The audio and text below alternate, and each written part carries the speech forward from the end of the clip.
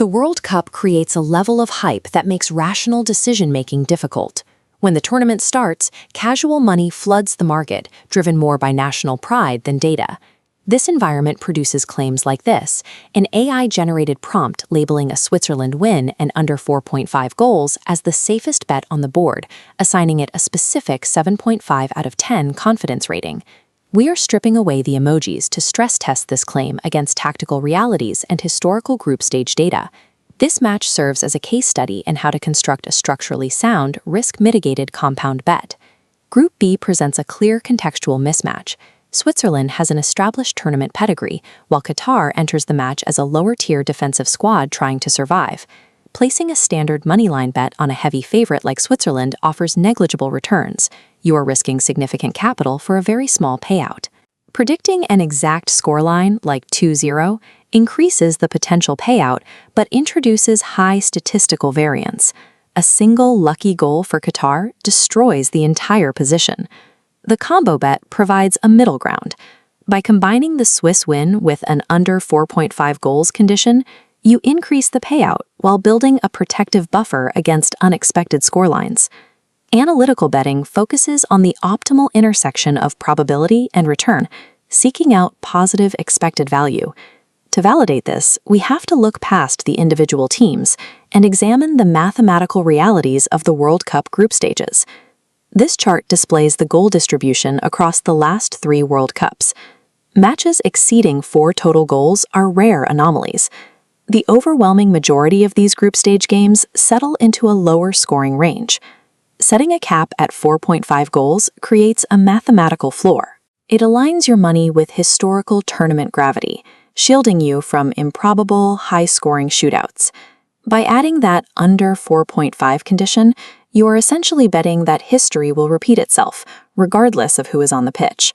Macro data only works if the specific teams fit the pattern. Switzerland's tactical identity is key here.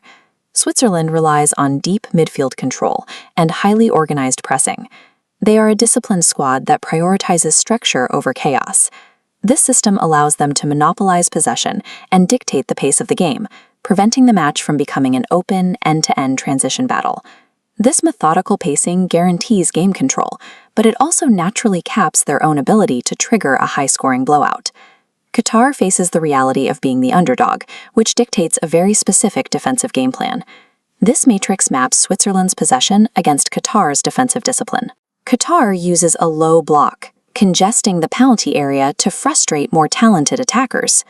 Their strategy depends on waiting for rare counterattacks, a process that eats up the clock and keeps the goal count low.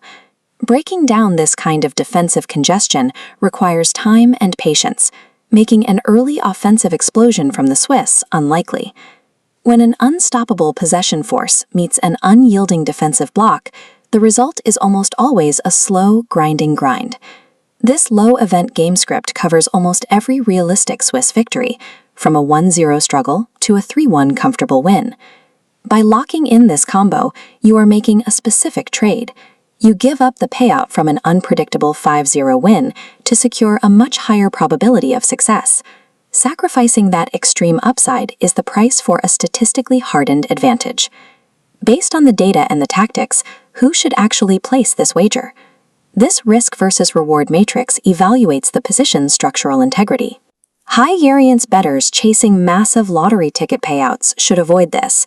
Mathematically capping upside is the opposite of what parlay chasers want. But for analytical value investors compounding a bankroll, this structure provides exactly the required risk mitigation. Safety in betting exists only when the wager's mathematical structure matches the bettor's personal risk tolerance. Returning to the original claim, that 7.5 out of 10 confidence rating holds up under scrutiny. The combination of tournament goal averages and the specific Swiss-Qatar matchup validates the initial prediction. Group stage forecasting requires stripping away the emotion of the tournament to see the numbers clearly. Systematically eliminating statistically improbable outcomes protects capital and builds a genuine analytical advantage.